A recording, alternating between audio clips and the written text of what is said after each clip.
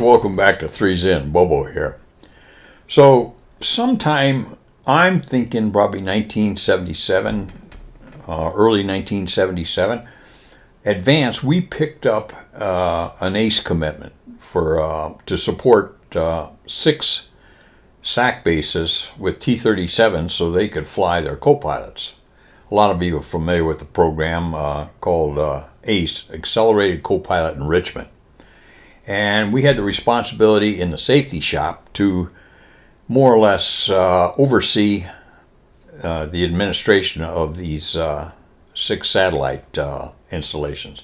Now, I don't know if I'm going to embarrass myself here, but I'll try. We had one at K.I. Sawyer, Wirtsmith, Grissom, Indiana, Pease, Plattsburgh, and might have been Griffiths up in New York. But at any rate, we'd send 3 or 4 tweets and a few IPs up there, and then they would qualify the co-pilots. It was a lot cheaper to fly a tweet around than it was to fly a KC-135 in order to keep flying proficiency. So that's what the idea was. Part of the administration was to set up their governing regulations and manuals and so forth. And that was usually pretty straightforward. You just picked and choose and put it together and send them on their way. One of the things that we had to do was to provide an FCIF, Flight Crew Information File system for them. And an FCIF is it's a file of pertinent items to the operation. It could be anything that falls into the FCIF, but there were usually things that we needed to know and had to sign off that we had read them and understood them before we go out to fly. An FCIF would come out, they could come out weekly. Sometimes you could have 1 or 2 a week, but more often than not, we'd get one every week or 2 weeks that would pop into the operation, and really straightforward. At any rate, so you get the idea. So we came up with the FCIF. We integrated it into the various systems for these bases, and we submitted it to the Air Training Command for approval. Well, they came back at us and they said, you can't call it an FCIF because you have FCIF at the local bases, and it could be confusing. Oh, give me a break. At any rate, I didn't have a lot of patience for this. I never had patience for buffoonery. That's one thing that Jimmy Doolittle and Eddie Rickenbacker and I have in common. We just, none of us suffered fools very well at all.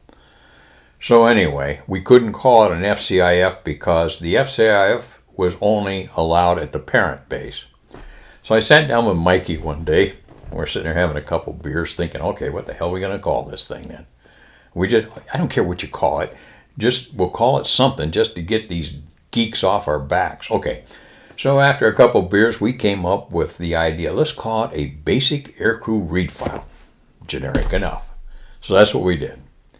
And sent it up to headquarters ATC.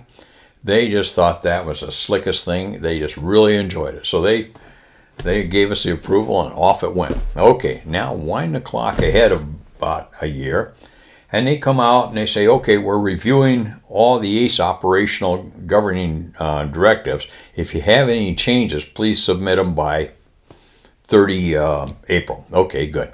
So Mike and I sat down, and this is what we were waiting for. I mean, we said we would like to add in the discussion of the basic aircrew read file a item in parentheses, BARF. Put it in parentheses.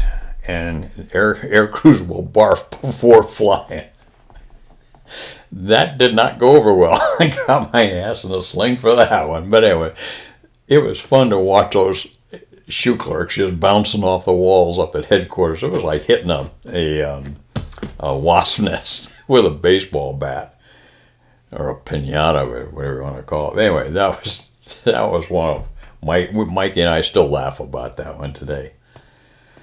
Basic aircrew read file. I don't know if they changed it or not, if it still exists. If somebody finds out, let me know. Anyway, this is Bobo here at 3 Zen. Good to see everybody this morning. And we'll talk to you again soon. Bobo, base care stop.